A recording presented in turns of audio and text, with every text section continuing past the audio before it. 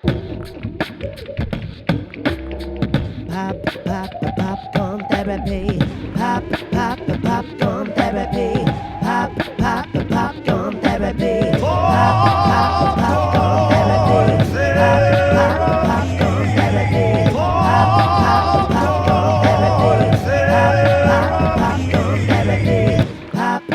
Popcorn therapy. Popcorn therapy. Welcome to Popcorn Therapy. I'm James Pillion. I'm Kane Sennis. And we're in session. Oh, shit, what happened there? Guys, It just came out of my mouth that way. Kane just turned into a snake. Hello, I'm Kane Sennis. Well, welcome to episode 5. And if you're joining us, you've come to the right place. Okay? That's all I'm going to say because tonight's going to be a beautiful one. I don't know where it's going to go, but I'm hoping tears. I'm hoping some, happy tears. You're here with us. Let us welcome you into our warm embrace. Bask in the bosom of life and know that we dive deep. It's like a therapy session where you can just talk about stuff you like. Yep. Well, we do the talking, but we're channeling your thoughts. Yeah, that's right. And you're just hanging, man. Yeah, you're with hanging us. With us. We're just kicking back with a bottle of. I feel like we should shout out. Okay, what are we whiskey. shouting out tonight? I feel like we should shout out whichever whiskey we drink each night. Okay. Tonight is William Grant & Sons Airstone single malt Scotch. Okay, woof woof. It's a sea cask, smooth and easy, 1887. Matured for over 10 years in warehouses located near the sea. This is why I got this. I thought Only this the best for us. located near the sea for a smooth-tasting whiskey with an air of sea salt on the finish. So now that I say that, you must sample it and tell me if there's an air of sea salt. All right. See if there's a little... Top me up, baby. See if there's a little sea salt in that swill. I just went swimming. That's all I'm going to say. Where am I? It's good. Yeah, Castaway over here. It's good. It was. The reality was it was just the special of the week down at Liquorland. Yeah, give us a bottle of that. But yeah, it was pretty good. It's dude. It's tasty. It looks great. I would buy this bad boy any day of the week. Do you think Larry David spends big on whiskey, or that he still counts the pennies? I wonder if Larry David drinks. Like, do you know what? You know what would be exciting? You're just in like one of those cool, like, not kind of nondescript LA restaurants, okay? Because it's really going to only be in LA. It's not Cafe Gratitude. Who stumbles out of the bathroom? It's Larry David.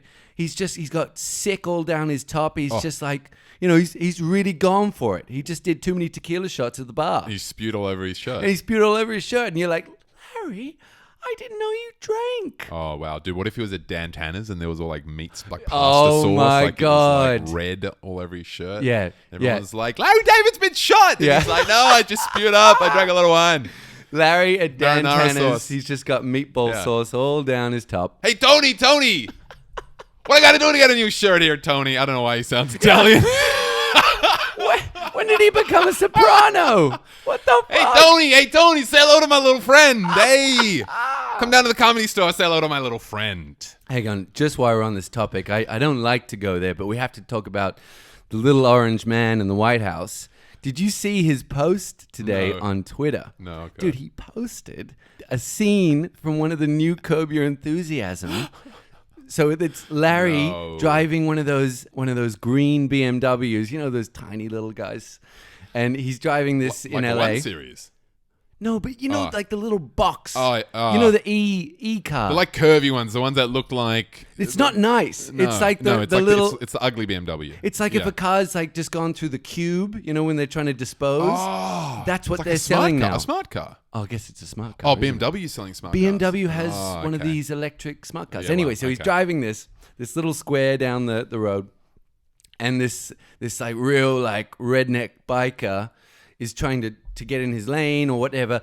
Larry cuts him off, doesn't realize. Guy gets upset. Hey, you fucking asshole, hey, asshole. Comes to the driver's side.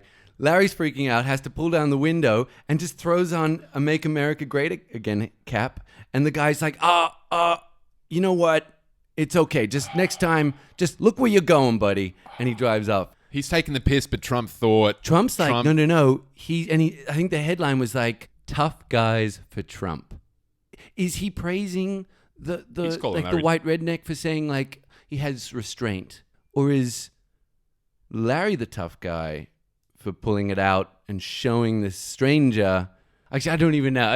You know what? No, but I do not know what Trump thinks is happening. I think he missed the joke. And then Why the does guy's Larry like, have that cap? well, I guess That's that's the what question. we've got to find Is out he in the just episode. carrying it around like people that park at disabled I was sections just with the going disabled? to mention. That's why he dated the lady with the disabled sticker on right. her car, But that's so they his can park style. outside That's- the restaurant. That's his humor. Of course, that's his humor. But Trump's just completely missed the point. So when you arrived, I asked how you've been going, Mm-hmm. and you said it's good. I'm just having one of those days where it just feels like what was that day? But you got to have some of those. Yeah. And I was like, I hate those days, and I don't know what to do with them. And it's actually really bad that you can't just it's a good thing to be able to embrace those days, and it seems like you can. And I'm like. I'm trying to get some of this pixie dust that you're walking around in. How do you make peace with that, and how are you okay with that as a creative? Just be like, it was just one of those days. It's a tricky one. It's that kind of thing where, and again, we were talking about it. We really went deep last week with TM, or what I practice is Vedic meditation, which is very, very similar. They're kind of brother and sisters. What I was mentioning last week, and what stands true even more, like for meditating this morning, is reflection. You've got your eyes closed, but you can see yourself looking back at you so clearly. So that's what it is. And so today it was just one of those days where I'm just trudging along. It's just projects that you're kicking the can slowly down the road. And where once I used to just beat the shit out of myself, just saying like, you piece of shit, like you should have written 3-4 pages today instead of one, or just doodling, or composing an email for 3 hours and then not even sending it, little things like that. Yeah, that's the dance, though, right? That's what pulls you into doing this kind of work. What I really learnt from the David Lynch book that you got me, Catching the Big Fish, is just making your day. He says something about making your day a game. Oh, dude, yes. A game. And he's like, so I'm just playing the game. So I'm like, oh, this person said this to me. Oh, that's interesting. I wonder why she said that. Yep. As opposed to reacting, like he takes longer to react now, and he gets to like live in it a little bit. And he's not taking any drugs doing this. Like this is just for meditation. He was straight 180. Yeah. For anyone that's curious about what it holds, it's just beautifully formatted, really simple stories, sometimes only a page a chapter. And it's not even that much detail. It's just more about the weight of what, the words hold. This is the Bible for the show. Wouldn't you agree, Kane? I mean, this is obviously focused on meditation and his belief that that's something that we should all be doing and should just be taught. And his the David Lynch Foundation, the work that they do is teaching this to schools. And this isn't a pro meditation show. I mean, this is the thing. People these days feel so confronted by all of this, like, what side are you on type stuff. Is it propaganda? It's like, no, this is literally just something for everybody. It's not religious. It's sitting down with your eyes closed, shutting off your devices and being and feeling happier so that you can go out there and be a better person and we can have better experiences together. And please, I just want to say it for those that feel, like they're just constricted a little bit. They're kind of tightened listening to this. And I had this like real kind of just anger. Not even like just anger of the unknown, the fear of the unknown. That's really the anger was fear of the unknown. And I just sort of felt like, why do I need it? I'm a good person. I'm a smart person. I'm a healthy person. I don't need this crap. I'm not that kind of guy. I'm not going to go into some cult. Yeah. And you know what? Cult. That's what it feels. It feels quite cultish, at least the way my mind interpreted it. But, you do it and you just start to realize that it's a release of the ego. That's just what it is. So you start to just realize how precious 15, 20 minutes is, like it's weird. I even had it this morning where you're just like, what a waste of time. Even today, I think that. And then I ended and I'm like, wow, like, okay, like that just felt better. Like I'm just clearer. I know what I want to accomplish today. And even if I don't, I won't be the person I would normally be without meditation. You know, beating myself up, getting angry, trying to self-sabotage. I'm still very much trying to... this book has made me want to do it more. So this past week, I've been better at kind of saying, okay, there's something wrong here. Like, I'm definitely not chill. Like, I'm not my happy... Like, I know what optimum me is, and I'm not it. But the thing is we all just accept, well, that's just a Wednesday afternoon. I mean, that's just what people do. And Yes, it's like, yes. it's like if I told you there was a way to not have to go through that shit, just like saying, hey man, do you know there's shoes that are more comfortable than yours? Or that you can actually have air conditioning in your car? Like these little things that you're just like, oh my God, how did I live without it? Become big things. Once you do it, you're just like, how do I know that I can't just sit down? Like I'm not amazing at it, but I just know that if I'm just like, I can't fucking deal with this anymore. I just like, even though I want to punch a wall, I'll drop down, I do fucking push-ups, I do whatever I have to do to get the anger out. Yep. And then I just like, even with shaking hands, even if I'm fucking mad, I just put the 20-minute timer on the phone, fucking throw the phone across the room. Yep. And all you got to do is just sit there with your eyes closed and breathe. Right. In a quiet room. Yep. You don't need to remember anything. There's all these apps and all that stuff, but just that alone. Just that. It's just like, this is the easiest thing to do in the world. And it always calms me down. I don't always slip into this shit that Lynch talks about. I mean, I'd like to know how to get into the fucking unconscious and stuff. I don't. I've never been there. You know what I mean? Like just coming back and feeling like, you've been to some other planet. For me, it's just like I'm totally aware of where I am, but it's a calming tool. Yeah, sure. And that's obviously... You can go a lot further, but like...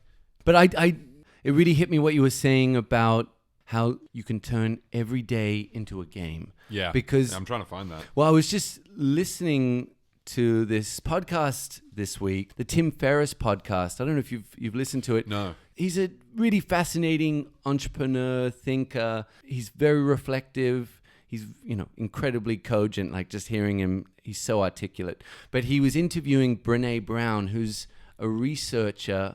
She's got her own Netflix special. She's a real seminal kind of icon in her field, but she deals with emotions, people, relationships. That's really what her strong suit is. And she was talking about her life, but also just her research, that curiosity is one of the greatest gifts we have. It's our superpower as adults. She references middle-aged people, but I say adults through all ages, because the more curious we are, the less prone we are to falling into funks or saying it's all over or remember the good old days. Instead you're just going out in search of those curiosities, satiating those curiosities. Yeah. And I think there's something really true. And Tim Ferriss, he kind of took that on board and he retorted. And I kind of just want to read out. He was just talking about two kind of dichotomies that really rack his brain. And I think they're really valid for what we've been talking about, and especially tonight. So his first question is, how can you be self-accepting without being complacent? Okay. So that's his first question. So the idea of loving yourself, but not really putting the time and love in, not putting the time and effort, rather. Like loving yourself too much? Like love yourself, but don't love yourself to the point of complacency. Right. But even like complacency, like look at the physical idea, like you don't really look after yourself. You don't shower enough. You don't wash your clothes. You don't look after your clothes. So you kind of look like a hobo. You look like someone that doesn't have the means to look after themselves. Right. So just that as an idea. The other one, how can you be high achieving without excessive self-flagellation? Which I think concerns us very much. Very much. But especially from, what you've been sharing on the podcast, especially last week, I feel like that's a question that is like, it surrounds you. And me too, but especially from what you were saying. It's something I'm kind of obsessed with right now. Yeah. Because it's gotten to a point where I'm like, okay, I identified this a couple years ago. Like I identified it and I realized I was doing it and I realized it wasn't good. And now I've gotten to a point where it's just become like I've accepted that can be my norm, and that's become the default. Sure. And so it's almost like I have to pull back from something. Right. So it's tricky. It's hard to break habits. It's easier to not fall into them. It's easier to put the work in to not fall into them. So I feel like I'm pulling rocks away from a giant kind of mountain right now. I had a therapy session today. Oh, okay. This is my second. Oh, one. wow. Oh, this is the second. Here we go. No, but Selfish bugger. Yeah, but my therapist was telling me this technique to where you just kind of sit there with your hand, say on like a pillow or whatever in front of you, and you just really start, like, you tell yourself not to, like, you don't move your hands or do anything, like you just have to sit still and just switch off, like just try and switch off. But you ask your subconscious a question. So you say, like, if I am really ready to do this thing in my life, my subconscious will tell me by bringing my fingers together. Wow. And you're like, okay, but if I want it to happen, won't I just move them? And she's like, no, because the point is, like, you should involuntarily move your hand. And I'm like, yeah, but what if I know that I'm trying to trick my brain, but I'm 2 steps ahead of it. You're too self-aware for this I'm still going game. to lead the natural movements of my fingers together. And she's just like, it's the subconscious doing it. So it's whether you buy that or not. It was an interesting and how did it go, though? And so I just kind of closed my eyes and I did it. It took me a couple times, and then I did it. And we asked a question. And I think my question was, like, you know, she was like, ask your subconscious something. Don't form it negatively, but ask it a question. I said, hey, you know, subconscious, when are you going to get out of the way so that I can actually just, like, do the things I want to do without self-sabotaging or holding me back? Because it's like, I do feel a lot of my biggest struggle in life is not the opportunities that I can find. It's not having ideas or having a work ethic or good people around you. Like, all these keys to success, I feel like I've cultivated, but it's this idea of, like, Kane, you should sit down and meditate, or, you know, write in your journal or whatever every time you feel this way. Like, you shouldn't hold on to it all day, 2 days, 3 days, 4 days in a row. It affects your interactions with other people. It affects how you treat your partner, how you treat yourself. Like, why don't you stop being like one of those gronks who just throws bottles at the screen and screams because they don't know what to do with their emotions? Like, why don't you actually, like, fucking be about us and take control and tell your body, like, this is how it's going to be, right, as much as you can. Yep. Why don't you actually start that mountain? Because you're 33 now. Like, don't leave it another 10 years. Because I've seen what that's like. Yep. I've seen what that's like in people in my family and you know, friends. It's like everyone's trying their best and they're good people, right? But they just won't let. Either they don't know, they haven't had that person who slipped them that pamphlet that's changed their life. Yep. They haven't had someone to explain it to them. Yep. But you kind of need to want to seek this stuff out. I think if you want to do it, that's when it works. If you actually want to get better, fix that thing in your life. You know, I kind of like to. I was just thinking about this, like, as a metaphor, like the dishes in the sink. It's easy to get into a state, and this goes back to that kind of complacency, but that idea of, like, you put one in, you turn away, and you put one in, you turn away. And I'm learning that, you know, and let's equate those dishes to emotions, like, and sometimes painful emotions, anger and frustration. Deal with it later. I'm not ready to deal with that shit. Right. So learning to just, like, take the plate out, clean it, and put it away. So I'm angry about this. Write about it. Talk about it. Yeah, write about it. You know, just get it out. You know, like, I'm frustrated I didn't get that scholarship, or I didn't get this, or this didn't work out, or I couldn't make the movie this time. The world's got it out for me. Like, that's just self-victimizing, and no one likes to self-victimize. But I get it. We all do it. But it's just like, take time to just calm yourself down so that you don't dump your shit on everybody else. But this is a thing that it's really hard as you start to sort of get out of this cycle, okay? And it is a cycle. That's really what it is. You know, you can break the cycle if you want it, if you will it. So it's this idea, but you look and you see the people around you and you're like, oh no, like that person yelling at the waiter over there, like they've really piled it up. Yeah. They're like to a point where everybody's on their fucking nerve. Everybody's pissing them off. And if they knew what we thought of them, like if they could look back at themselves, they would be embarrassed. And man, I catch myself a lot thinking, maybe being quite judgmental and trying not to be, just trying to just see it for what it is.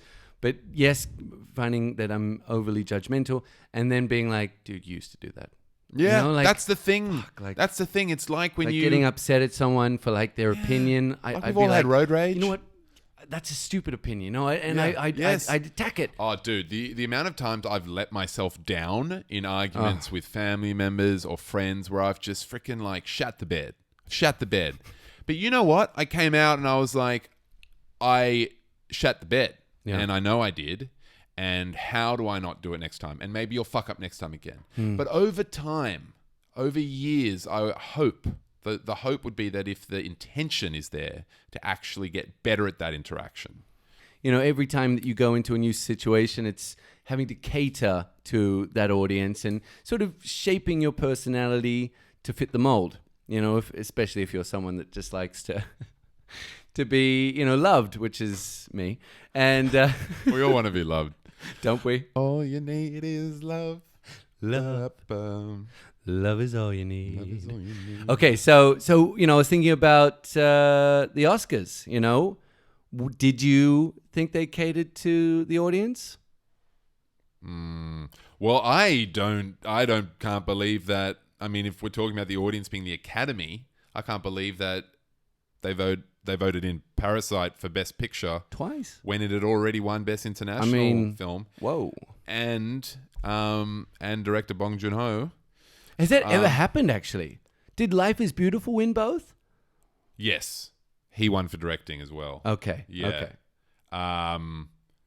That's kind of like my mind goes right back to Life is Beautiful as well. Oh, yeah, isn't that funny? When I think of this. Okay. The thing is, though, the reason why I think this is actually really cool, and I don't know if this is a sidebar or not, or like a segue, but if you look at something like Life is Beautiful, that is an Oscar movie. You know what I mean? Well, like it's a traditional Oscar it's a traditional Oscar movie, Right. And Parasite marks that the underdog. He's the outsider. It's the outsider, like Life is Beautiful was. Infiltrating the American popularity, the local American contest that it is. I mean, let's be real. We've talked about this. That's what it is. It's a local contest. Yeah. And sometimes, We every so nailed it. often, they accept in a foreign film like they did with The Artist, but The Artist was about them. Yes. Do you know what I mean? Yes. Whereas with Parasite, it's not even a traditional Oscar type film. It's not a tragedy. It's really a genre film. It's almost like a thriller, some elements of horror, but it's just comedy. But it's just a witty genre script in the way of, say, Us or Get Out. Like it's not trying to be realism, but at the same time, it's like it's so absurd. Well crafted. That's the word that I would go to. Yeah. That's every time absurd. you open one door, another door opens. Yep. You're like, wait, what's happening now? This story is insane. Yeah. But it's so well done that it draws you in. Yes. But underpinning it all is a very real social message. Yes. But those, I think, are the best genre films, and that's my favorite kind of film. Is a film that works like Die Hard, that works like a piece of entertainment, but that actually says a lot more than Die Hard was saying. Right. And that's, I think, what we've hit with Parasite. But I just didn't expect the Academy to recognize that. No, me Like, either. I thought for sure it was going to go to Once Upon a Time in Hollywood. Me too.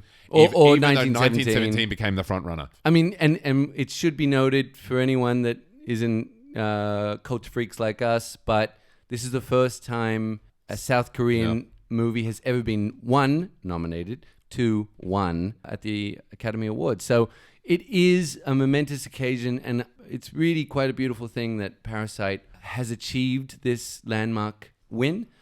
But the question remains, is it just a little show of, hey, we're hip, we're in the know, by the Academy, or is it a sign of true change? Is it actually genuine? I think I was just kind of furious when I really started to think about it, especially in light of this op-ed piece I read in the New York Times by Brit Marling just over the... Oh, really? Brit Marling? Yeah, dude, incredible... actress, director. Incredible op-ed. I'll have to put it in the show notes, so keep a lookout. Just that there was no female representation whatsoever. Oh, yeah, no, there really wasn't. It was just appalling. Just as an idea of there were some amazing movies. We spoke about them. Little Women, Portrait of a Lady on Fire. But the fact that they didn't get a look in is just, to me, a sign that we're not far enough along. But, Brit Marling, she wrote this fascinating op-ed. Like, it really hit me, I'll be honest. It's kind of a leading headline of why I will turn down or why I choose not to be a strong leading actress or actor, So a strong leading role. Like as in she doesn't go for those projects. Well, why she chooses not to be or why she chooses not to aspire to be. So anyone that doesn't know Brit Marling, she really, to my mind, because I haven't seen enough of her later work, but she was like a real indie darling. She co-wrote all of her first films. Yeah, Another Earth. Another Earth. And The Sound of My Voice. The Sound of My Voice. Or is it? I think it's just Sound of My Voice. Yeah. Sound of My Voice. And they were like in quick succession, right? That's right. And that really catapulted her to the next level. Yeah, and they had then, indie cred and won awards at like Sundance and stuff. And then the last one I really watched of hers that was... So the next step up was The East. Batman Glitch. I think that was the director his from follow-up those from films. Sound of My Sound Voice. of My Voice, yeah. And that had, a bigger With cast. Skarsgård, with it's Alexander Skarsgård. woof, man. That guy is If you're getting Skarsgård, good-looking man, you're in business. Yeah. Woof. Skarsgård. Ow! I've got my eyes on you. And, I don't know, man. I think he's dead sexier. Stellan! man. Dude. Stellan. He's just aged well. Like Give the fine boy wine. a chance. I'm going to bring him in. You're going to work with the boy. I think you could really do something here. I think you could do something with this boy. He's brilliant. What's that from? Come on, man. He's brilliant. Won't you work with him? Won't you work with him? Come on. We will meet at the university. You can work there. Oh, yes. Oh, my God. Bit of Matt Damon, bit of Ben Affleck. Oh, that was very good. I forget Robin Williams' name. Fuck. What's the doctor's name? No. The psychiatrist's name? No. I've got no idea. Dude, that's a great role. And That's his and dad, this is- dude. That's his Alex dad. Skarsgård's That's his dad. daddy, man. That's his daddy-o. He was so interesting and enigmatic. His son is just a fucking leading man.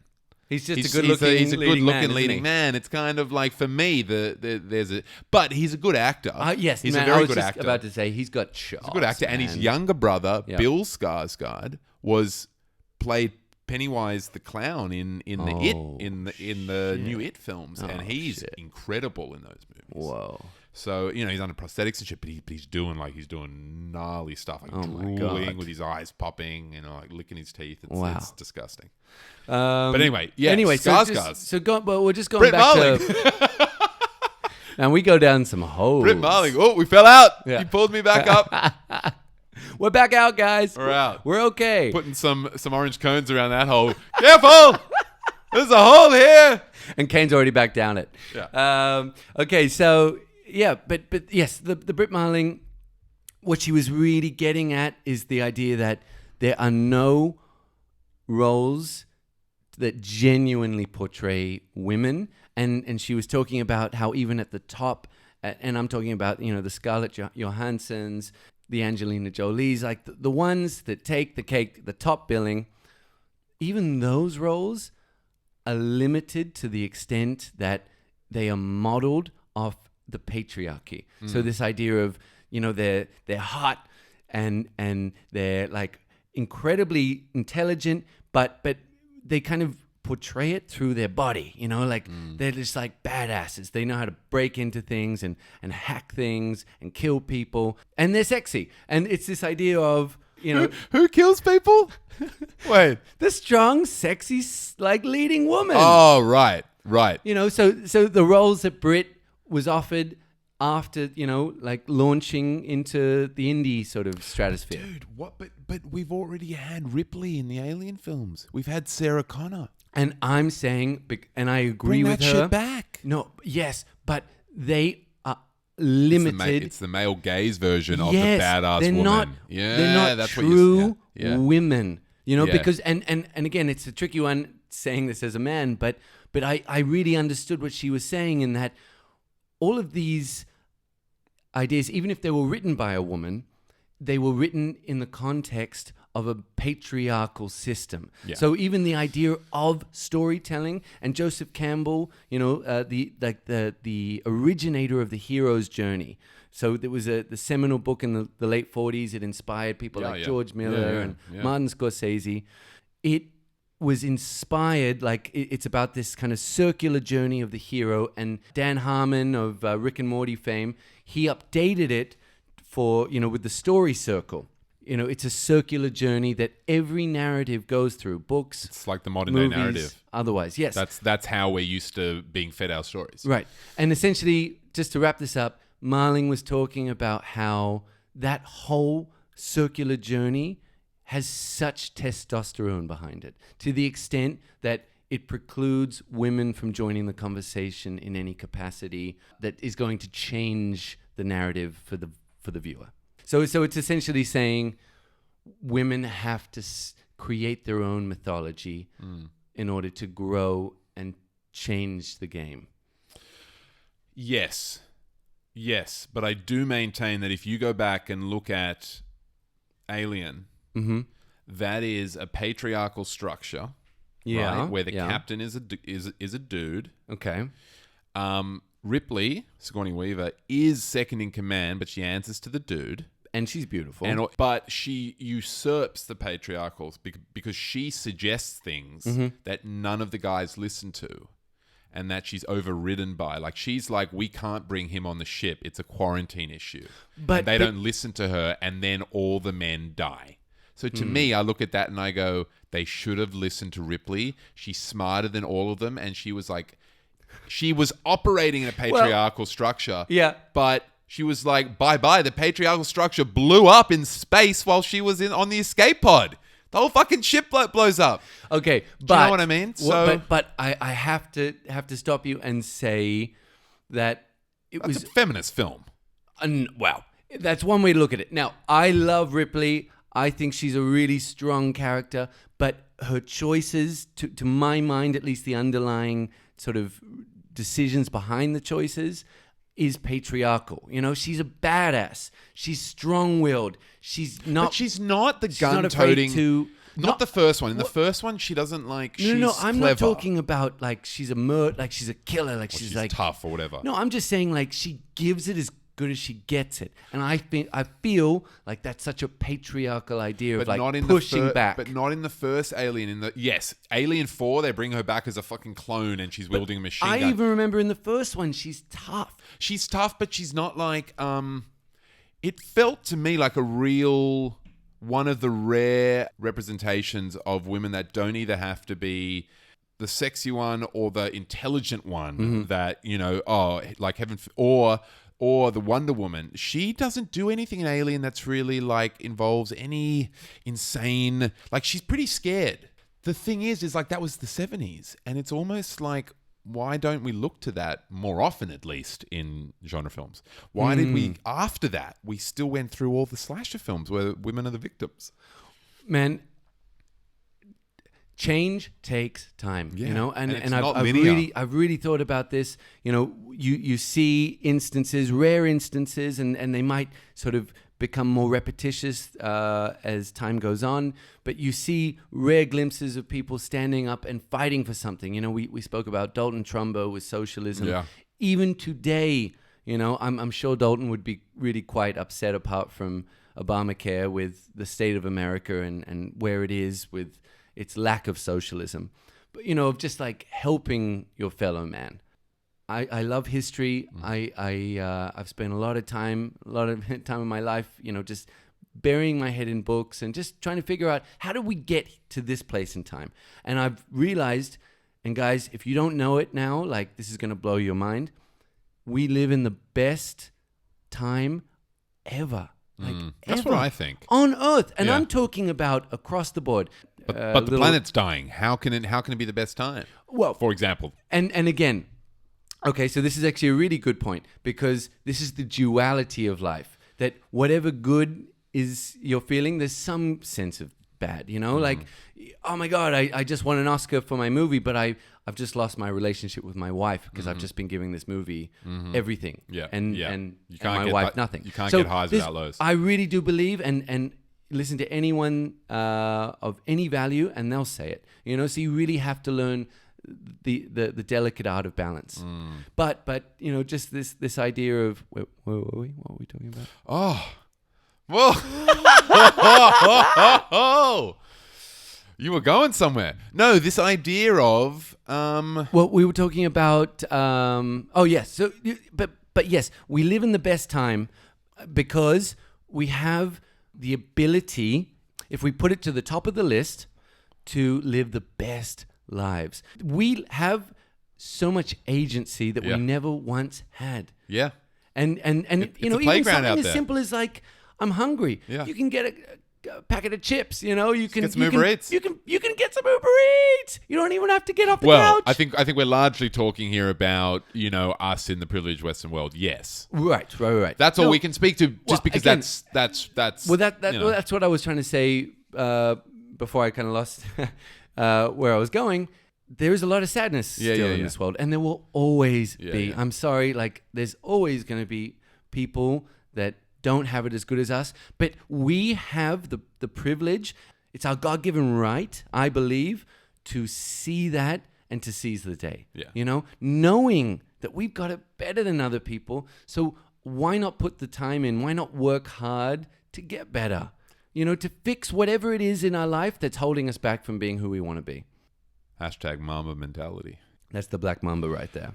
You said something that reminded me. You mentioned Dalton Trumbo. Kirk Douglas recently passed. Oh, man. And, no, not oh, man. I'm sorry. He had a great innings. Dude, he was 103. Oh, 103. I'm sorry. 103. No one feels. I wouldn't describe this as a tragedy. It's. Yes, you're absolutely right. I don't know why I got all bummed out just then. But it's just left me melancholic because of when you look back in the past at what a guy Kirk Douglas was. I just wanted to make a little room for him right now. Just in this section. Let's make the room. Can I just read a quote this is a quote, a statement that he sent to the press when the movie Trumbo came out. Now, I think Trumbo was 3 years ago. No, 5. 6. So he says he's 98 years old in this statement. He was 103, so it was 5 years ago. We love Trumbo. We sure do. This show is a fan of Trumbo. Great movie if you haven't seen it. Bryan Cranston, great person from Breaking Bad. Great story you've never heard about Hollywood. And what an important dude. We're talking the dude who wrote Roman Holiday. He wrote Spartacus, which he was brought onto by Kirk Douglas, who was the producer, actor. Stanley Kubrick directed. That's right. But it was his... and they Kirk was famously producing. clashed. Kirk was producing, and him and Kubrick, they hated each other. Sure did. They hated each other. They sure did. Kubrick, they never doubted each other's talents, but they just were different. They went about the world differently. Yep. But Kirk Douglas brought on Dalton Trumbo, who was a writer that he really respected and loved, but obviously Trumbo was blacklisted. And Kirk Douglas is a major star, and he goes, I want Dalton Trumbo to write this. Trumbo had won 2 Oscars, but was writing under pseudonyms. Yeah. And he was like, I want Trumbo's name to stay on the front page of this script. Wow. And he fought that fight for Trumbo, and it went a long ways. It basically ended this Hollywood witch hunt. I think you're absolutely right. This was it. All right. So this is the quote from Kirk Douglas. Okay, I want to hear it. As actors, it is easy for us to play the hero. We get to fight the bad guys and stand up for justice. In real life, the choices are not always so clear. The Hollywood blacklist, recreated powerfully on screen in Trumbo, was a time I remember well. The choices were hard. The consequences were painful and very real. During the blacklist, I had friends who went into exile and when no one would hire them. Actors who committed suicide in despair. My young co-star in Detective Story, Lee Grant, was unable to work for 12 years after she refused to testify against her husband before the House Un-American Activities Committee. I was threatened that using a blacklisted writer for Spartacus, my dear friend Dalton Trumbo, would mark me as a commie lover and end my career. There are times when one has to stand up for principle. I am so proud of my fellow actors who use their public influence to speak out against injustice. At 98 years old, I've learned one lesson from history. It very often repeats itself. Wow. I hope that Trumbo, a fine film, will remind all of us that the blacklist was a terrible time in our country, but that we must learn from it so that it will never happen again. Bingo. I just want to say rest in peace, Kirk Douglas, because Yeah. that guy is... Let's have a little toast to him. That guy's a hero. We love you, Kirk. You know, it's funny because just yesterday I finally finished an obituary from The Guardian on Kirk that had just been sitting on my browser, and just reading it inspired me to watch one of his movies last night. Oh, that's good of you. That's good of you. And I haven't done that yet. so it's The Bad and the Beautiful from 1952. I've seen that. About making films. Yes, he's a producer. He's a producer. That's it. Yeah. And it was just very interesting just hearing Kane talk about it with the quote and just Kirk was a worker. You know, he was like a little worker bee, but he was also the king of the worker bees. But he really loved finding projects and cultivating, relationships and teams and crews that you would grow together. Because so the film, directed by Vincent Minnelli, Liza Minnelli's dad, they worked together quite a few times. So Lust for Life in 1954. Yep. And then my favorite, which I don't even know how I watched originally, but it was a few years ago, and I just fell head over heels for it.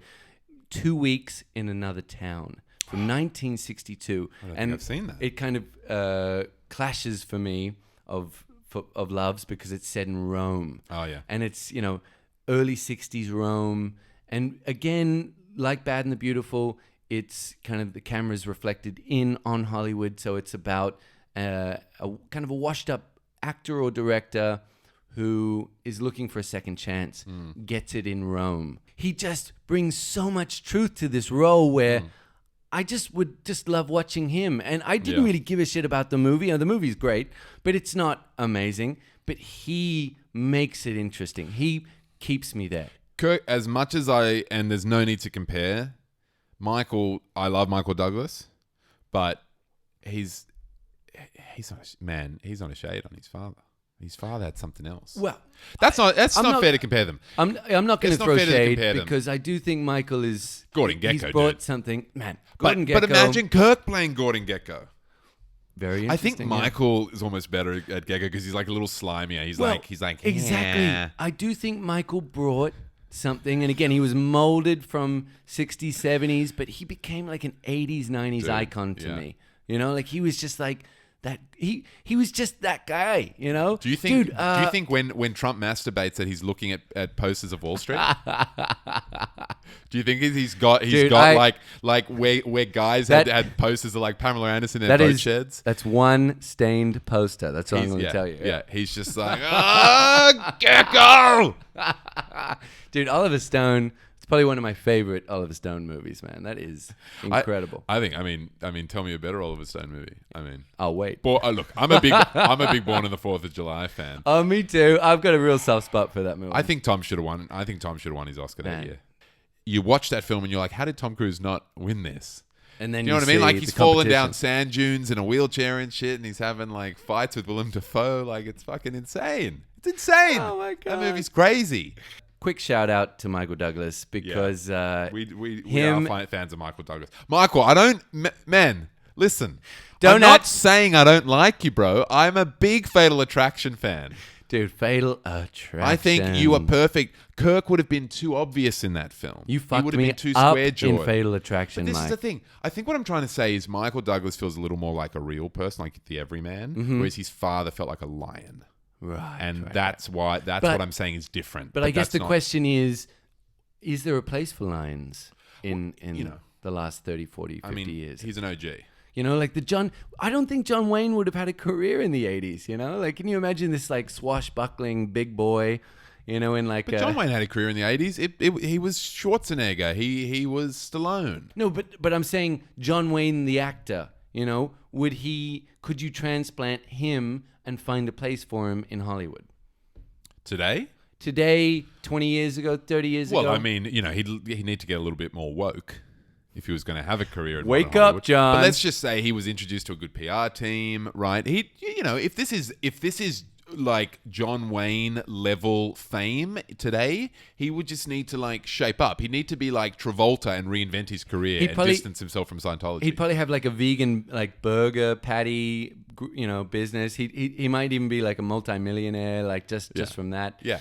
But that wouldn't be John Wayne, because John Wayne is freaking. He represents American values. I'm American.